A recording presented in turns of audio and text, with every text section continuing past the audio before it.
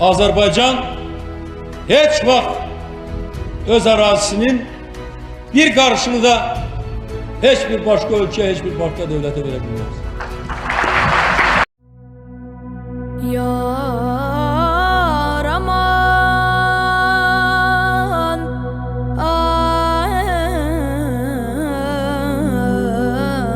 aman ey. Könlümün sevgili məhbubu mənim,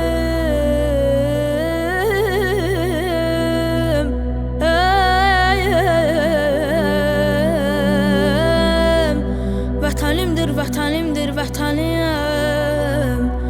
Vətəni sevməyən insan olmaz.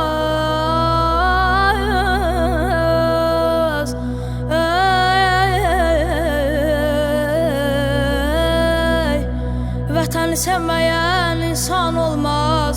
Olsa da o şəxsdə vicdan olmaz. Ay aman, yar ay aman ey. Sən məniyəm,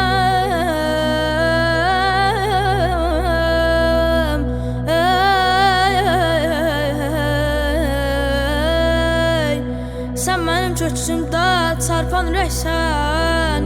Mən sənin köksündə kiçik bir zərrə.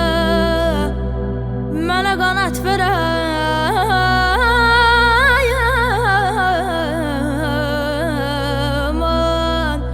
mənə qanat verən odlu ürəksən.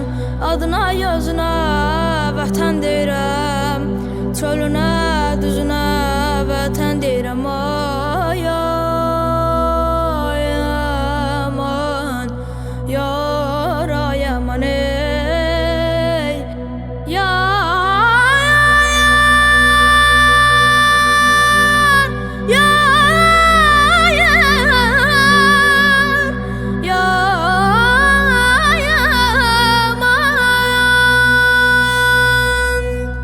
aman,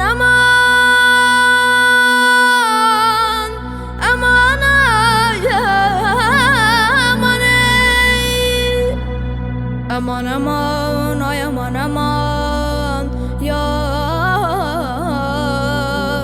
Bedad aman ay aman aman.